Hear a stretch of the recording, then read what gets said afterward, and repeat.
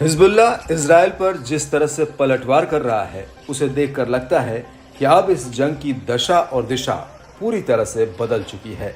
वो इसलिए क्योंकि इजरायली सेना को लेबनान में घुसे करीब 1.5 महीने से ज्यादा का वक्त हो गया है और इस जमीनी हमले की शुरुआत में आईडीएफ हिजबुल्लाह पर हावी होता दिख रहा है। लेकिन अब हिजबुल्लाह के भीतर अचानक से नई जान आ गई है और वो 2 मोर्चों पर आईडीएफ को तगड़ा जवाब दे रहा है। एक तरफ तो उसके लड़ाके लेबनान के भीतर ही आईडीएफ को खदेड़ने में लगे हुए हैं, वहीं दूसरी तरफ हिजबुल्लाह लेबनान के भीतर से सीधे तेल अवीव और इजराइल के अन्य संवेदनशील सैन्य अड्डों पर मिसाइल, रॉकेट और ड्रोन बरसा रहा है।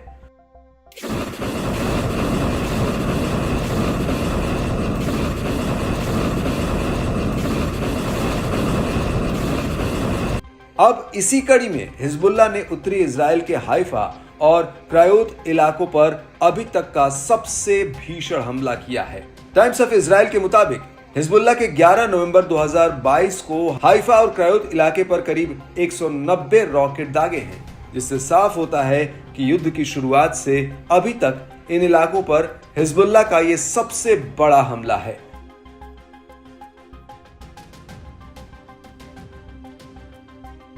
और इजराइल के लिए चिंता की बात यह है कि ये हमले लेबनान के भीतर उन इलाकों से भी हुए हैं जिन पर पहले आईडीएफ ने नियंत्रण का दावा किया था।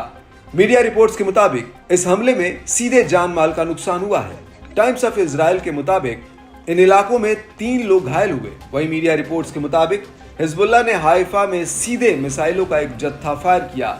इसके साथ ही किरियात बियालिक के रूट 22 और किरियात अता में ऐसे ही मिसाइलों के जत्थे गिरे हैं।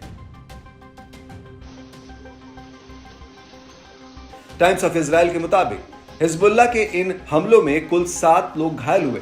वहीं आईडीएफ के मुताबिक गैली पर हिजबुल्लाह ने करीब 50 रॉकेटों का एक जत्था फायर किया, जिनमें से कुछ को इंटरसेप्ट कर लिया गया है, जबकि कुछ रॉकेट कैरमेल इलाके और पड़ोस के इलाकों में जा गिरे। इस हमले को लेकर हिजबुल्लाह का कहना है कि उसने कैरमेल सेटलमेंट अटैक में बने पैराट्रूपर ब्रिगेड के ट्रेनिंग बेस को निशाना बनाया है।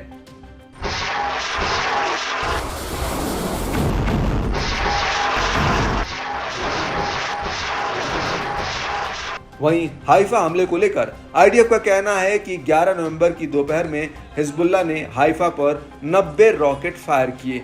इनमें से करीब 80 रॉकेटों के पहले जत्थे को हवा में ही मार गिराया गया, जबकि 10 रॉकेटों का दूसरा जत्था इस हमले के तुरंत बाद फायर हुआ।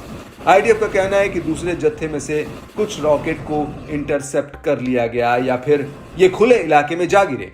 आईडीएफ के मुताबिक इस हमले के तुरंत बाद जिस लॉन्चर से हिजबुल्लाह ने यह हमला किया था उसे एक ड्रोन हमले में तबाह कर दिया गया।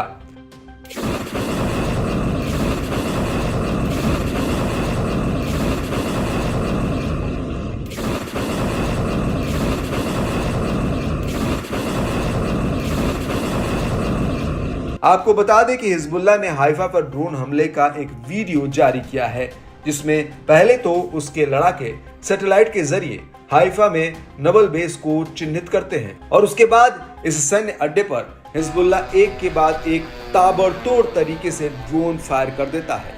और इस हमले के बाद हिजबुल्लाह के लड़ाके सीरियन गोलन में आईडीएफ के ठिकाने पर मलक 1 मिसाइलों से अटैक करते हैं।